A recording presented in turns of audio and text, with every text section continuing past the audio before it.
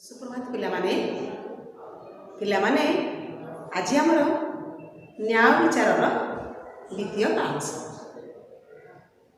पिलामाने कहले देखिया राजा को नाम कौन थिला कहबा आमे ठीक अच्छे राजा को नाम थिला हमर गयासुद्दीन पलबल भिक्षावृत्ति करुवा स्त्री लोकटीर नाम कौन थिला ठीक अच्छे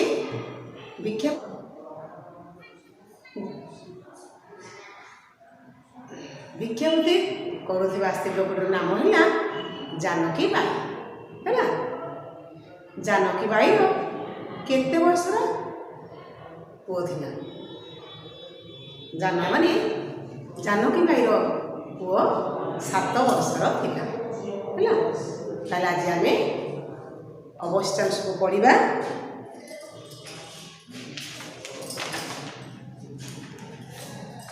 मोटामोटी काजी जिते जानकी बाई की पचारि जे तुम पुओ को किए मारी बोली तमें अनुमान कर कह से जानकी बाई राजा नाम को नहीं राजा सुल्तान निजे मो पुओ को मारी बोली से काजी को ठारे कही एवं काजी जो जानिले निजे स्वयं सुल्तान से राजदरबार उपस्थित लोक मैंने स्तब्ध हो गए आश्चर्य हो गए कौन है ना दरिद्र भिकारुणीटी अभियोग करुछि समग्र हिंदुस्तान मालिक सुल्तान गियासुद्दीन ना ताले ये दरिद्र भिकारुणीटी अभियोग करुछि का नारे स्वयं राजा ना अभियोग करुछि हिंदुस्तान मालिक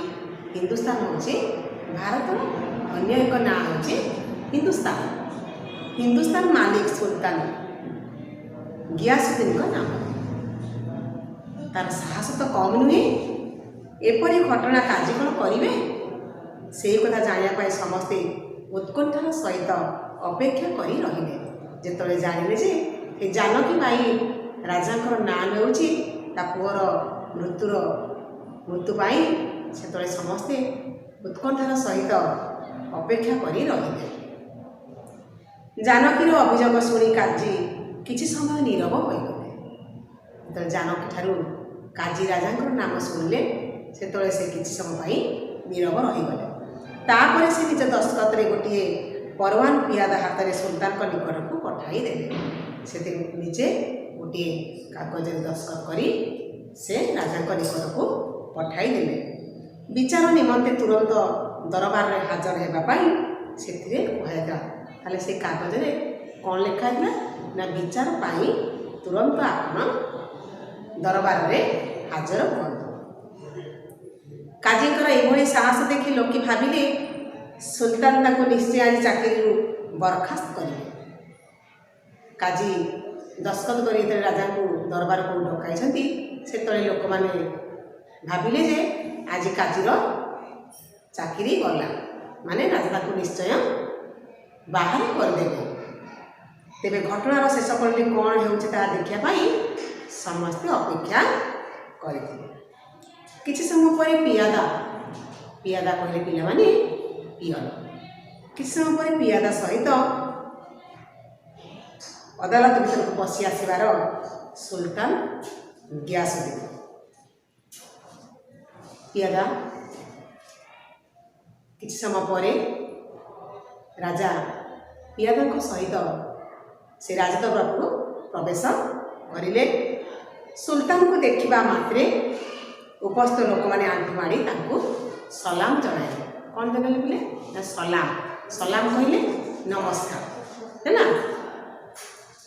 से माने भाविले यही निश्चय गोटे भयंकर कांड घटव राजदरबार उपस्थित लोक मैंने भाविले जे यही निश्चय गोटे किछि बड़ घटना घटव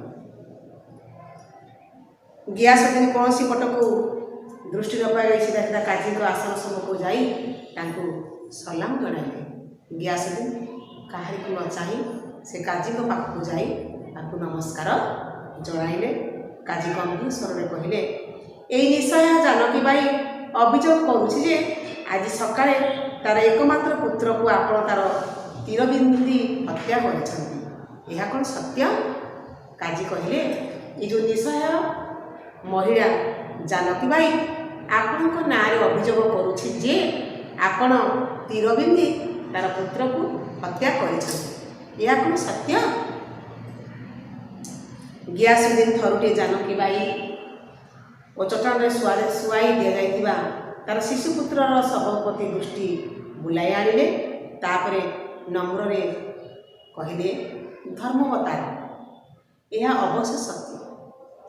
ଯେତେବେଳେ ସେ ଶିଶୁପୁତ୍ରକୁ ଦେଖିଛନ୍ତି, ଜାନକୀ ବାଈ ଆଡ଼େ ଅନେଇଛନ୍ତି, ସେତେବେଳେ ସେ କାଜୀଙ୍କୁ କହିଛନ୍ତି, ହେ ଧର୍ମବତାର, ଏହା ଅବଶ୍ୟ ସତ୍ୟ। ମୁଁ ଆଜି ସକାଳେ ଉଆସରେ ଛାତ ଉପରେ ଲାଖ ବିନ୍ଧା ଅଭ୍ୟାସ କରୁଥିବା ବେଳେ ଅକସ୍ମାତ୍ ମୋର ଅସାବଧାନତା ବଶତଃ ତୀରଟି ଖସିଯାଇ ପିଲାଟି ଦେହରେ ବାଜି ଯାଇଛି। ରାଜା କହିଲେ, ମୁଁ ଲାଖ ବିନ୍ଧିବା ସମୟରେ ଅସାବଧାନତା ଯୋଗୁଁ ମୋର ତୀରଟି ଖସିଯାଇ ଏ ପିଲା ଦେହରେ ବାଜିଛି। ଫଳରେ ଏହିଭଳି ଦୁର୍ଘଟଣା ଘଟିଛି। ମୁଁ ଜାଣି ଏହା କରିନାହିଁ। କାଜୀ କହିଲେ, ଏଭଳି ଅପରାଧ ପାଇଁ ଆପଣଙ୍କୁ କିଛି ଦଣ୍ଡ ଭୋଗିବାକୁ ପଡ଼ିବ। କାଜୀ କହିଲେ, ଆପଣଙ୍କୁ ନିଶ୍ଚିନ୍ତ ଦଣ୍ଡ ଭୋଗିବାକୁ ପଡ଼ିବ। ସେଥିପାଇଁ ଆପଣ ପ୍ରସ୍ତୁତ ଅଛନ୍ତି ତ? ସୁଲତାନ କହିଲେ, ଆପଣ ଯାହା ଦଣ୍ଡ ଘୋଷଣା କରିବେ ମୁଁ ତାହାକୁ ଗ୍ରହଣ କରିବାକୁ ପ୍ରସ୍ତୁତ ଅଛି। ରାଜା କହିଲେ ଯେ ଆପଣ ଯାହା ଦଣ୍ଡ ଦେବେ ମୁଁ ତାହା ଗ୍ରହଣ କରିବା ପାଇଁ ପ୍ରସ୍ତୁତ ଅଛି। କାଜୀ କହିଲେ, ଏହି ନିରାଶ୍ରୟ ସ୍ତ୍ରୀଲୋକଟିର ଏକମାତ୍ର ପୁତ୍ର ମୃତ୍ୟୁ ଫଳରେ ତାର ସମସ୍ତ ସାହା ଭରସା ତୁଟି ଯାଇଛି। ଏହି ନିଃସହାୟ ମହିଳାର ଏକମାତ୍ର ଆଶ୍ରା ବା ସହାୟ ଥିଲା କିଏ? ତାର ପୁତ୍ର। କିନ୍ତୁ ତାର ଆଜି କେହି ନାହାନ୍ତି। ସେ ବର୍ତ୍ତମାନ ଅସହାୟ ନିଃସହାୟ ହୋଇ ଯାଇଛି। ଏହି ଗରିବ ମହିଳା ଭିକ୍ଷାବୃତ୍ତି କରି ପେଟ ପୋଷେ। ଆପଣଙ୍କର ଅସାବଧାନତା ଯୋଗୁଁ ତାର ପୁତ୍ରର ମୃତ୍ୟୁ ଘଟିଥିବାରୁ ଅଦାଲତ ତରଫରୁ ଏହି ଆଦେଶ ଦିଆଯାଉଛି ଯେ ଆପଣ ସାରା ଜୀବନ ଏହି ସ୍ତ୍ରୀଲୋକଟିର ଭରଣ ପୋଷଣ ଦାୟିତ୍ୱ ଗ୍ରହଣ କରିବେ। କାଜୀ କହିଲେ, ଯେହେତୁ ସେ ଜାନକୀ ବାଈର ଏକମାତ୍ର ଆଶ୍ରା ଥିଲେ କିଏ? ନା ତାର ପୁତ୍ର। କିନ୍ତୁ ତାର ପୁତ୍ର ଆଜି ନାହିଁ, ସେ ନିଃସହାୟ ହୋଇଯାଇଛି। ତେଣୁ ଏହି ଜାନକୀ ବାଈକୁ ଆପଣ ଜୀବନ ସାରା ବା ଆଜୀବନ ଭରଣ ପୋଷଣ କରିବାର ଦାୟିତ୍ୱ ନେବେ। ଗିୟାସୁଦ୍ଦିନ ମୁଣ୍ଡପାତି କହିଲେ, ଧର୍ମବତାର, ଆପଣଙ୍କ ଆଦେଶ ମୁଁ ଅକ୍ଷରେ ପାଳନ କରିବି।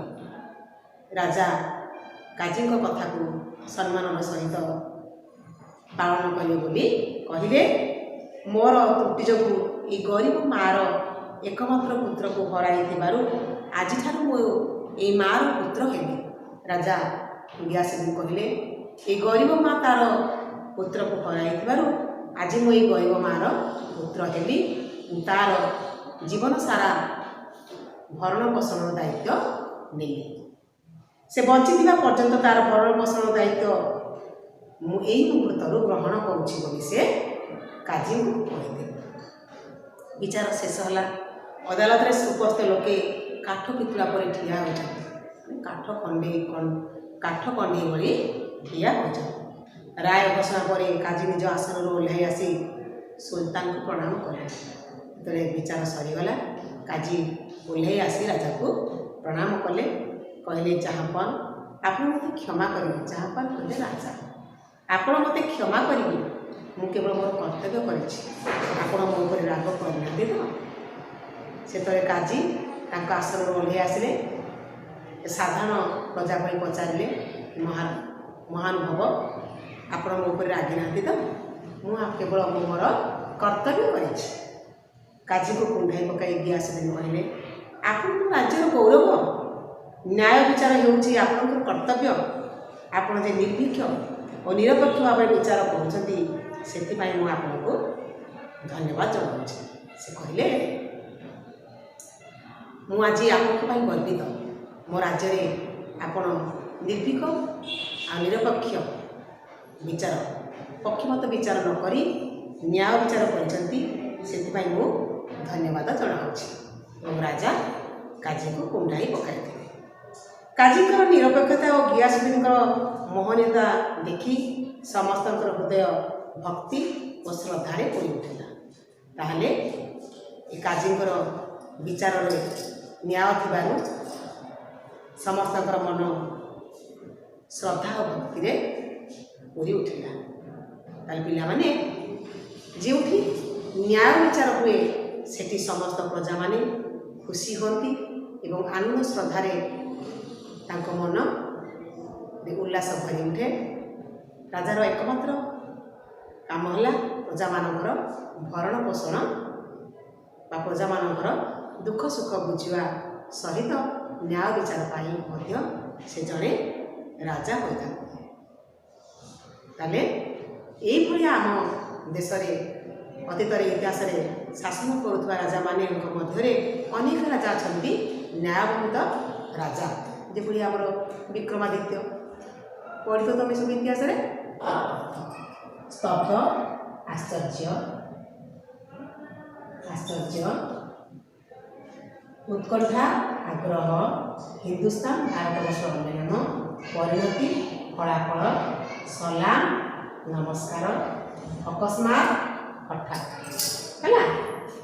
କାଠ ପିତୁଳ, କାଠ କଣ୍ଢେଇ, ନିରପେକ୍ଷ, କାହା ପକ୍ଷରେ ନ ରହିବା, କାହା ପକ୍ଷରେ ନ ବିଚାର କରିବା। ସମାଚାର ଶବ୍ଦ ଆସୁଛି କ'ଣ ପିଲା ଆମର ନା ନୀତି, ପ୍ରତିଦିନ, ନୀତି ଦୀର୍ଘିକାର, ନିୟମ, ବିଷ ଦନ୍ତସ ହେଲା ପଦ୍ମନାଡ଼, ବିଷ ବୁଦ୍ଧିଦେଶ ହେଲା ଆମର ଗରମ। ହେଲା। ଠିକ୍ ସେଭଳିଆ ଆମର ଆସୁଛି କ'ଣ ନା କ'ଣ ଆସୁଛି ନା ଲିଙ୍ଗ ପରିବର୍ତ୍ତନ ଆସୁଛି।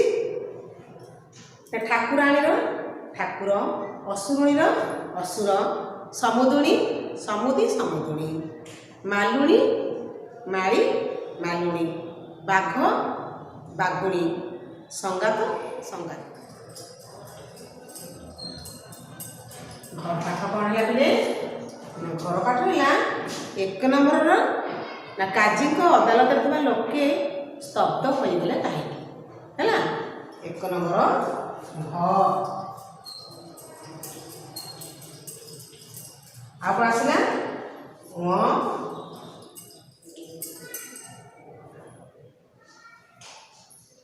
ଏ ଥିଲା ଆମର ଗୃହ କାର୍ଯ୍ୟ ନା ଅଦାଲତରେ ସୁଲତାନକୁ ଦେଖି ଲୋକମାନେ କ'ଣ କଲେ, ଆଉ ରାୟ ଘୋଷଣା ପରେ କାଜୀ ସୁଲତାନକୁ କ'ଣ କହିଲେ। ଏ ଥିଲା ତୁମର ଘର ପାଠ। ତୁମେ ତାକୁ ଖାତାରେ ଲେଖିବ ଏବଂ ବିଷୟଟିକୁ ମନ ଦେଇ ପଢ଼ିବ। ଆଜିର କ୍ଲାସ୍କୁ ଏଠି ରଖୁଛି। ଧନ୍ୟବାଦ।